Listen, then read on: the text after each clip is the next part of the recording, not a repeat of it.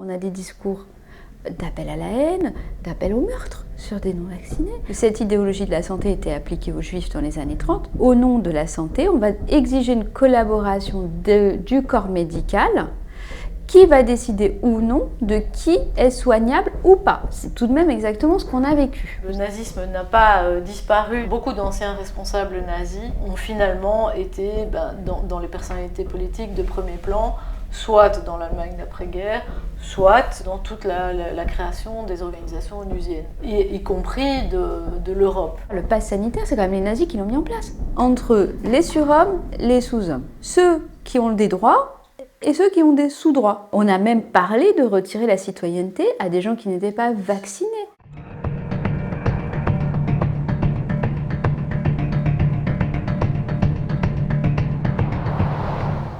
J'ai le plaisir d'initier ces chroniques du totalitarisme dans le cadre du colloque qui a eu lieu ce week-end sur la dérive totalitaire sur les enfants, en présence aujourd'hui de Santa De Poyt, qui est journaliste, oui. Fondatrice notamment de Children Health Defense Europe. Bonjour Santa. Bonjour Alexandre. Et Ariane Bileran, qui est docteur en psychopathologie, philosophe et puis d'autres choses, auteur de nombreux ouvrages. Bonjour Ariane. Bonjour Alexandre. Alors il y a déjà 2 épisodes du documentaire de Vera Sharaf. Vous allez nous rappeler toutes les deux qui est Vera Sharaf, qui sont sortis, qui sont assez puissants puisqu'elle établit un lien entre le totalitarisme nazi et la période actuelle. Ma première question, ça sera, en expliquant aussi qui est Vera Sharaf, on dirait qu'il y a eu un copyright sur le... Ça, je vais être mal vu pour avoir dit ça, un copyright sur l'Holocauste, et que c'est le seul élément d'histoire qui a droit à être identifié comme un holocauste, comme un génocide, je dirais un des seuls, alors que on se rend compte qu'aujourd'hui on y est, et beaucoup de témoins dans ce documentaire retrouvent des choses qu'elles ont vécues, puisque Vera Sharaf va quand même passer 3 ans, je pense, dans des camps d'extermination, dans des camps de travail. Est-ce qu'il y a un copyright sur le cause, et expliquez-nous un peu qui est Vera Sharaf et... Oui, je vais déjà commencer peut-être par effectivement revenir sur la personne de Vera Sharaf. Donc, c'est une juive qui habite New York, d'origine roumaine, qui a passé effectivement 3 ans dans les camps de concentration en tant que petite fille en Ukraine. Et déjà, son histoire est assez exceptionnelle, on la découvre tout au début du documentaire. Donc, qui a survécu et qui a ensuite construit sa vie à New York. Et là, elle a eu un fils qui est décédé, jeune homme, de suite d'effets secondaires de médicaments, qui à l'époque était encore, on va dire, moins notifié, connu, etc. que maintenant. Et donc elle a ouvert une association qui s'appelle Alliance for Human Research Protection, donc l'Alliance pour la protection humaine de l'être humain dans la recherche, donc c'est-à-dire par exemple la défense de toutes les personnes qui sont soumises à des essais cliniques, etc. Donc elle a, on va dire, avec son association, plusieurs décennies de militantisme par rapport à l'industrie pharmaceutique et à ses, on va dire, mauvaises pratiques, notamment tous les essais qui étaient par exemple faits sur des orphelins, des pauvres, des handicapés mentaux, etc. Et c'est quelqu'un qui est parvenu à faire bouger la législation. Donc on va dire que son principal objectif, et découle bien entendu de toute cette expérience aussi, alors vécue d'abord dans les camps et puis après on va dire l'histoire avec son fils, mais qui a vraiment pour objectif, on va dire, de faire respecter le code de Nuremberg, les principes du code de Nuremberg.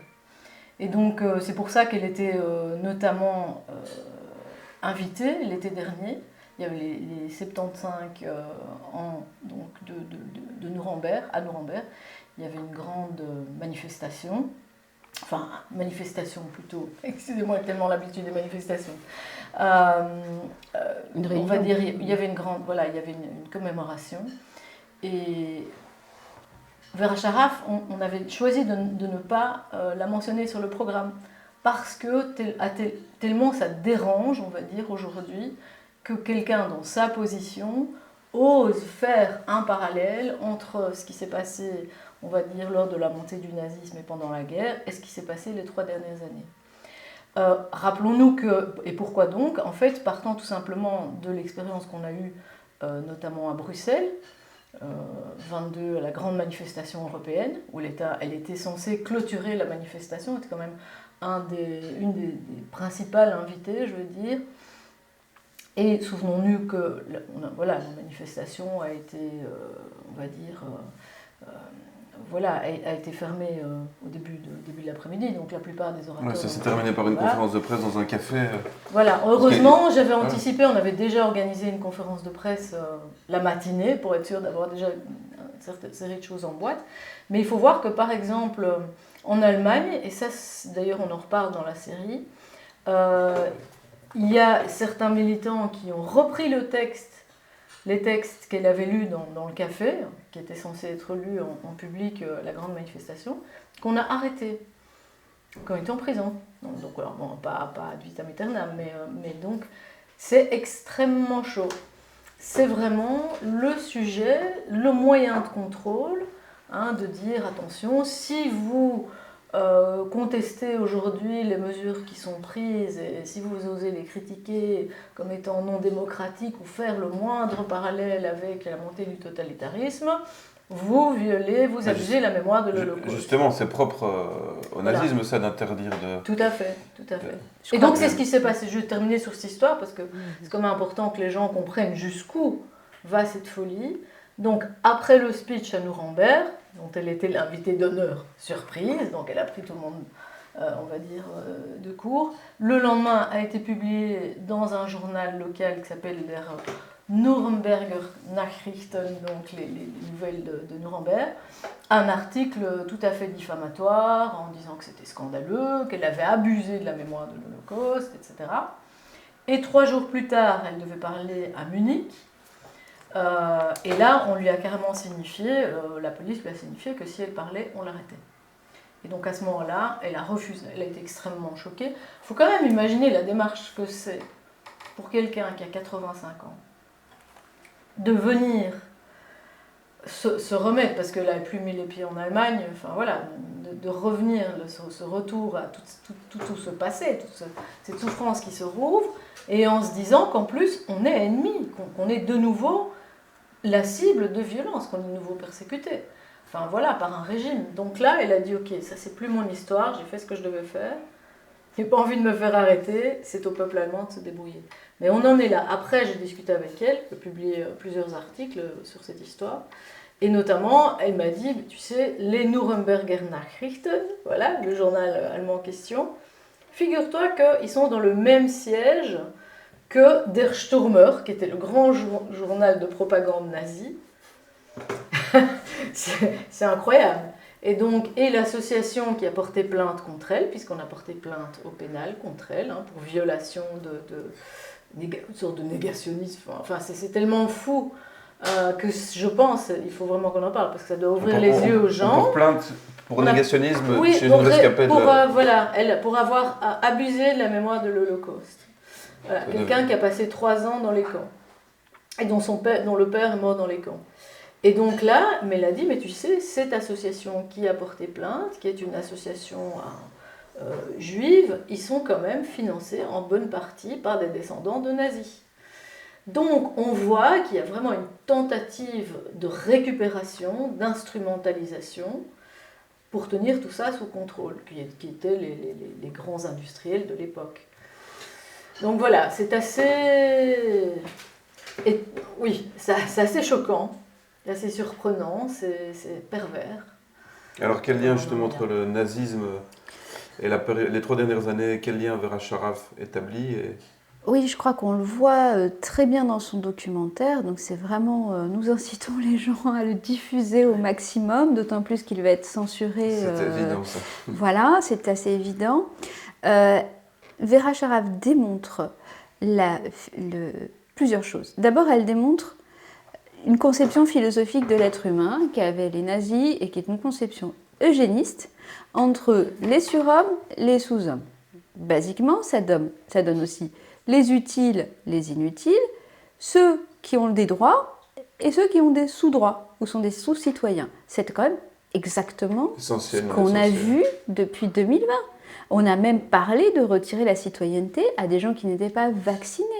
Donc cette démarche, on a entendu des discours absolument effroyables que j'avais cités dans le débat interdit, d'appel à la haine contre une catégorie de la population qui simplement se pose des questions ou a des doutes ou tout simplement revendique le consentement libre et éclairé. Et c'est là qu'elle fait le lien avec toute son histoire sur les expérimentations médicales. On a violé le code de Nuremberg depuis 2020. Point, c'est tout. Et c'est ce qu'elle explique. La deuxième correspondance, au-delà de cet ostracisme d'une catégorie de population, c'est toujours pour des bonnes raisons, hein, quand on nous expliquait qu'il faut ostraciser les Noirs, il faut ostraciser parce que les Juifs, etc.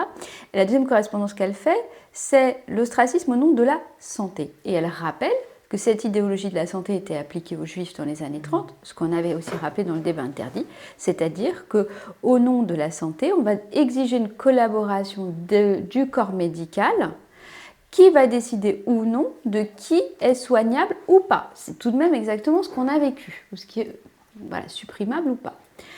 Et la troisième correspondance, qui est tout de même assez évidente, c'est la filiation des financeurs, des grandes entreprises, des grands groupes, des grandes fondations, depuis le nazisme, qui sont des fondations, des filiations de structures, ça structurelle. Dans la même structure, on va retrouver donc des financements qui étaient là dans le nazisme pour les expérimentations médicales sur les populations et les camps de travail et les camps d'extermination, et qui aujourd'hui se retrouvent à financer toute cette politique totalitaire que nous vivons.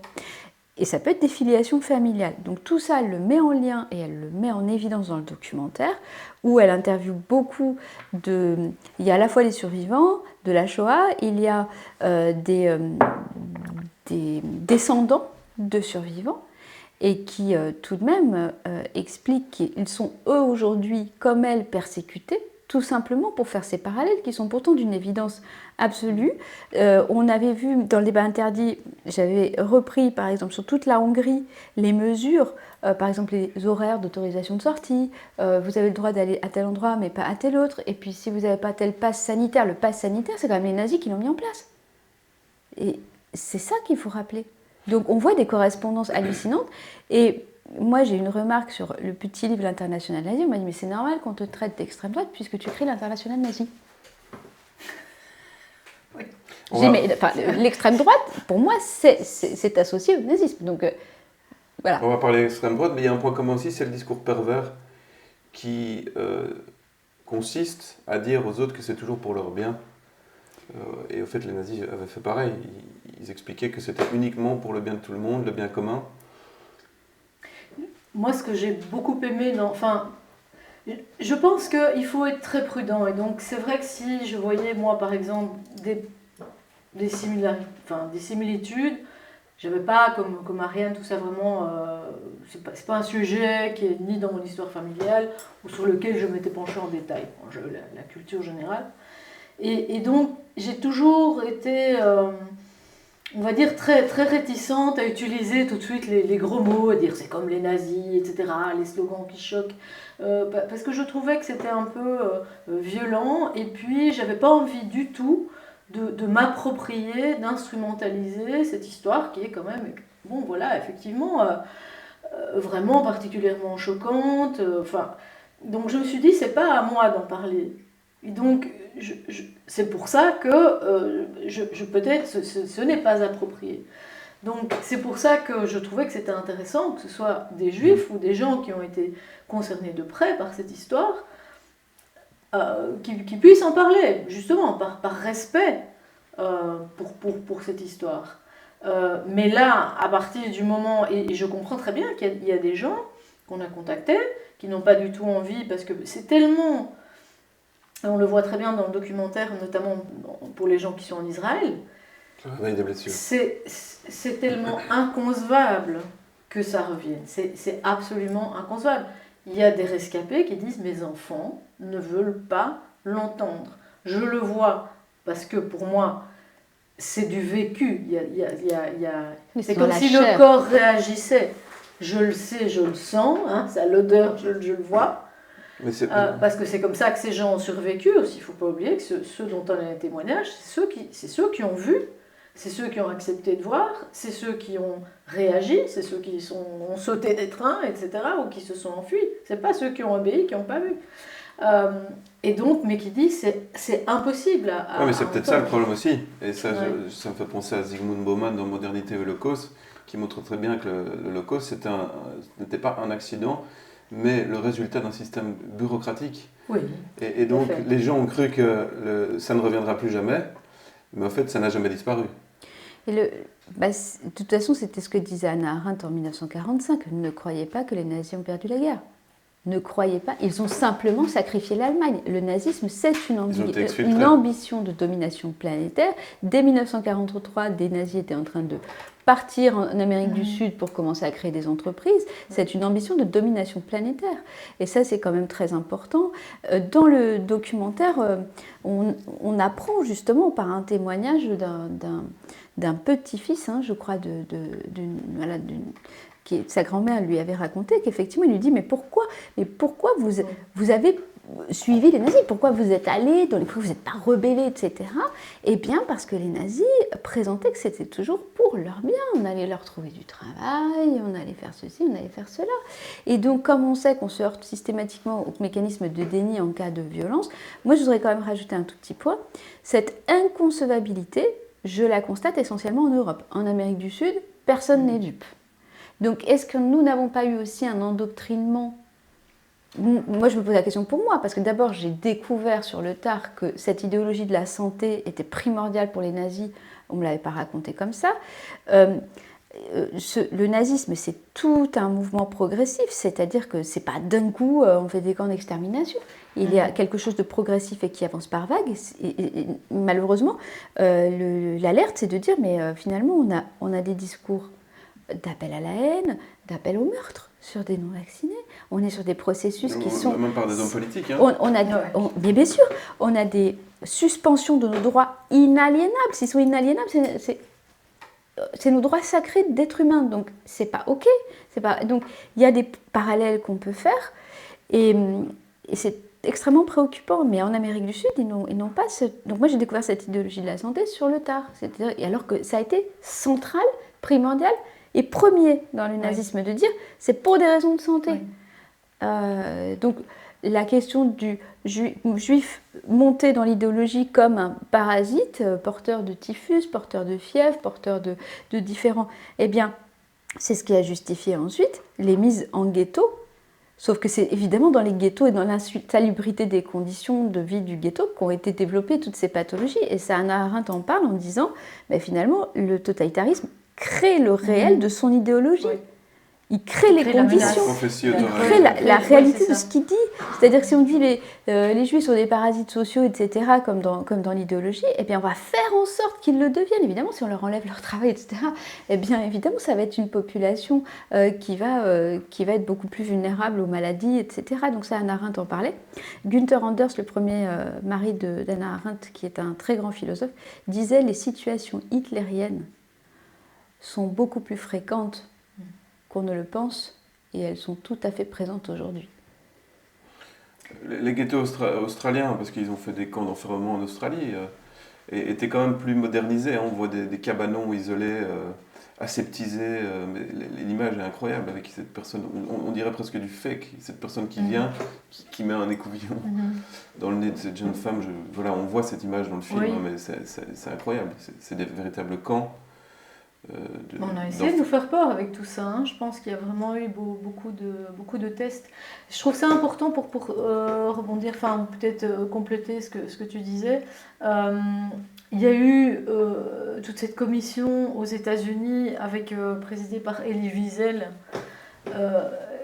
qui avait pour objectif de dire mais qu'est-ce qu'on peut faire, donc justement en ayant cette conscience de on n'est pas à l'abri que ça revienne et où il était censé y avoir quand même une commission qui soit justement des gens qui puissent alerter en disant attention, il ne faut pas attendre la fin du processus, dès qu'on voit les germes du totalitarisme revenir, il est nécessaire, ou d'un génocide, c'était pas que, ça pouvait être n'importe où sur la planète, mais il est nécessaire d'interpeller directement le président, les pouvoirs politiques, etc., la population, lorsqu'on voit que ces mécanismes-là sont en marche.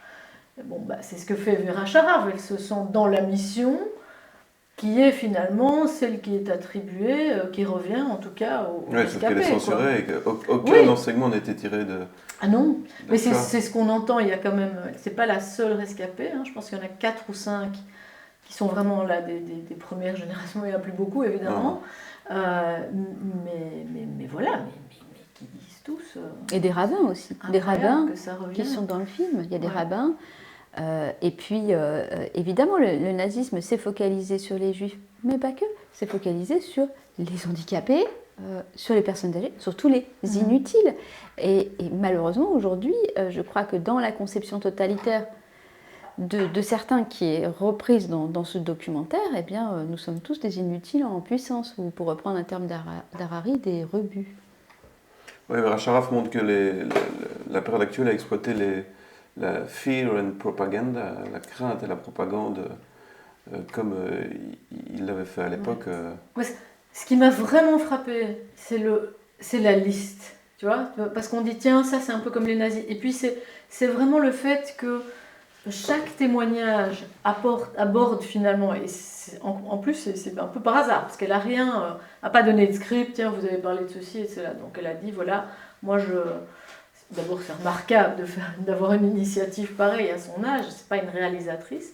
Et je pense même que c'est la première fois ou une des très rares rescapés de l'Holocauste à avoir réalisé un documentaire. Donc ça a vraiment une valeur, je dirais, inestimable.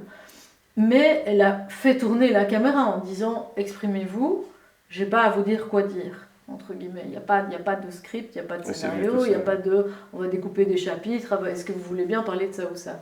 Et ce qui est extraordinaire, c'est que tout s'est emboîté, on va dire, parce qu'elle m'en a parlé plusieurs fois, en me disant chacun a apporté un point de vue spécifique, et finalement, on a toute cette liste, mais c'est ça qui est étonnant, c'est toute cette liste de toutes ces violations, ces mécanismes, on va dire, du totalitarisme, et qu'on retrouve aujourd'hui. C'est vraiment, au bout d'un moment, on se dit, ah bon, il y a 20 points, on va dire, et on les retrouve tous. Faut-il rappeler que le livre de chevet de Goebbels, c'était Edouard Bernays, Propaganda. Il l'appréciait particulièrement bien. Il l'appréciait, Donc, c'est-à-dire que la propagande, elle fonctionne toujours à la terreur, parce que psychologiquement, ça sidère la pensée. Ça fait en sorte que les gens, quand on est terrorisé, on met en pause sa réflexion critique. Donc on est en capacité d'absorber n'importe quoi, et là le pouvoir vient proposer une idéologie, vient proposer une histoire. T'as qu'à te raconter cette jolie histoire si tu veux. Donc évidemment on l'absorbe, et puis il propose aussi du protocole. C'est génial le protocole, on applique, on réfléchit pas, puis on regarde ni à droite, ni à gauche, ni devant, ni derrière. Moi je fais le protocole. Et c'est exactement ce qui s'est passé, ce qui se passe à chaque fois en fait. Oui, avec aussi l'illusion conformiste et la crainte de parler aux autres. Et ça, j'avais interviewé aussi une rescapée qui disait, en fait, on ne savait pas si l'autre était d'accord qu'il y avait un problème. On n'osait pas lui demander. Donc on est tous, peut-être qu'il y en a beaucoup plus qui ne sont pas d'accord avec le narratif, mais on fait semblant que, puisque si on devait dire qu'on n'est pas d'accord, on risquerait d'être mal vu. Donc ça, c'est aussi un point... Le totalitarisme, c'est une pathologie du lien. En fait, la politique, elle se crée dans le lien qui nous unit pour construire une société ensemble. Elle n'est pas innée chez nous, c'est vraiment la nature du lien qui nous unit. Quand on a une civilisation qui fonctionne, la nature du lien, c'est le don contre don, c'est la bienveillance les uns envers les autres. Le totalitarisme, il ne fait qu'insuffler de la méfiance, de la haine, de la peur. Donc, c'est une pathologie du lien. Moi, ce que je trouve remarquable, c'est vraiment, on va dire, j'ai été bénie, parce que j'ai rencontré Ariane, parce qu'elle s'intéressait évidemment au travail de Vera Sharav. Ariane, je pense, quand tu m'as contactée, tu ne savais pas que Vera faisait cette série. Non. Et donc, d'un côté, j'étais en train de traduire, de faire les sous-titrages pour la série de Vera en anglais. Vera ne parle pas français. Et Ariane n'avait pas pris connaissance du travail de Vera en anglais, puisque voilà, c'était pas encore sorti. Je suis nulle en anglais. J'ai souffert je l'ai interviewée l'année dernière, mais qu'est-ce que j'ai souffert. Et moi, en fait, je me suis retrouvée avec 2 ouvrages majeurs. Le bouquin d'Ariane et qu'elle voulait faire préfacer par Vera et la série de Vera. Le prochain bouquin. Le prochain, Psychopathologie du totalitarisme. Et je me suis dit, qui sort en septembre. C'est incroyable parce que d'un côté, il y a tous les témoignages. Et ça, on a besoin, avec les comparaisons avant la montée, l'époque des nazis, etc., et puis ce qui s'est passé aujourd'hui. Donc on a tous vraiment ces témoignages de premier plan, et de l'autre côté, on a les explications de comment est-ce possible. Parce qu'on entend voilà, des gens qui disent comment est-ce que les gens ont pu, parce que de braves gens sont devenus des monstres. Comment est-ce que monsieur tout le monde, comment est-ce que les Allemands ont pu faire ça? Voilà, c'est pas les Allemands sont pas plus méchants que les Français, les Italiens, non, on est tous comme ça. Maintenant, on a vu, on a compris. Mais on a compris, on n'a pas compris, parce qu'aujourd'hui, on continue de voir, je comprends pas pourquoi les gens ne le voient pas, je leur montre, je leur envoie voilà, la science, les chiffres, etc. Ils veulent pas. Et donc là, effectivement, il faut passer au mécanisme psychologique, et ça, c'est vraiment la force extraordinaire derrière. C'est un peu la question que je me suis posée toute ma vie, depuis toute petite, donc j'essaie de la résoudre. Je me suis dit, là, c'est brillantissime, parce qu'il y a des gens qui apportent des témoignages et qui posent des questions, et ces questions qui nous rendent fous. On dit, mais pourquoi est-ce qu'on en arrive là? Et il y a quelqu'un qui explique, de par toute son expertise en tant que clinicienne, psychologue, philosophe, etc. On dit, mais oui, il y a des mécanismes dans l'être humain qui font que, et qui sont exploités, des failles dans lesquelles les gouvernements, on va dire, instillent tout leur... Et en même temps, j'ai envie de dire, mon travail ne vaut rien sans la matérialisation du préjudice, c'est-à-dire sans ces témoignages. C'est fondamental, en fait. C'est vrai que le silence est assourdissant, et parfois c'est dur de voir que le roi est nu, et que personne... peu de gens le voient. Bon, les médias ont encore un rôle énorme. Pour terminer, je voulais poser quand même, c'est important, la question de l'extrême droite, puisque on est souvent qualifié d'extrémistes de droite. D'extrémistes de droite quand on dénonce les crimes du Covid. Qu'est-ce qu'il en est? C'est vrai qu'on voit au Parlement qu'à part Michel Rivasi, du Parti Vert, les autres sont qualifiés d'extrême droite. Comment vous analysez ça? Et comment on peut répondre à ça? Bon, je veux déjà dire que dans le totalitarisme, on a toujours une inversion. C'est Orwell, c'est-à-dire le bien, c'est le mal, le mystère de l'amour, il est plein de barbelés, enfin, donc c'est ça. Donc déjà, il y a une inversion, c'est-à-dire que nous, à la base, on dénonce des procédés d'extrême droite qu'on retrouve, Senta, tu me diras si, mais qu'on retrouve à l'œuvre et qui sont des procédés totalitaires. Donc on ne souscrit pas, en fait, à des idées racistes, eugénistes, de l'intolérance, de la discrimination. C'est tout le contraire. Nous, on est pour la souveraineté des peuples, justement, le pouvoir décisionnel, le consentement libre et éclairé sur son corps, la bienveillance envers autrui. Donc c'est juste l'inverse de l'extrême droite. Donc cette inversion, je dirais, elle est inhérente, c'est-à-dire que celui qui est désigné comme ennemi public dans le totalitarisme, c'est celui qui réellement veut être en lien de façon bienveillante et qui se retrouve désigné alors qu'il est en train de simplement rappeler que notre liberté, nos valeurs fondamentales, non, il y a des choses qui ne se font pas, il y a des choses qui sont sacrées. Enfin, voilà, donc cette inversion, elle est inhérente au processus totalitaire. Oui, moi, ça va être une réponse.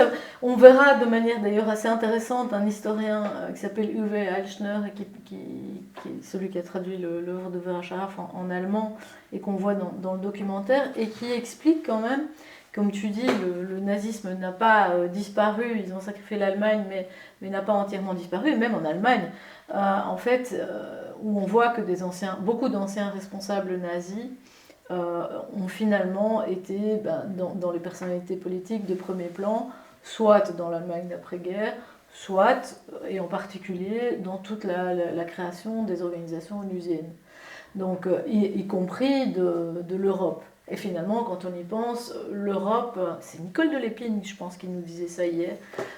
Non, c'est Corinne Lalo qui nous dit ça, quand elle avait visité certaines archives où on voyait, Hitler serrait la main de dirigeants européens lors de la guerre en disant « nous sommes à la création de l'Europe ». Donc je pense qu'il y a beaucoup de choses à revisiter. Maintenant, qu'est-ce qui s'est passé?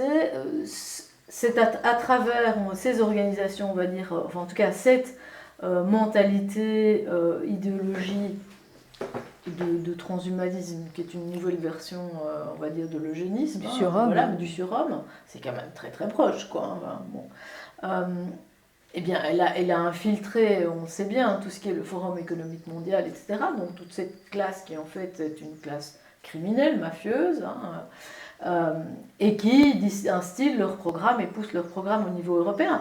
De là, ces programmes sont eux-mêmes poussés, on va dire, dans tous les groupes politiques démocratiques, qui sont soit acquis à ces idées, soit qui de toute façon n'ont pas trop le choix parce que tout ça est lié au financement, comme on le sait, c'est le monde des banques qui impose tous ces programmes.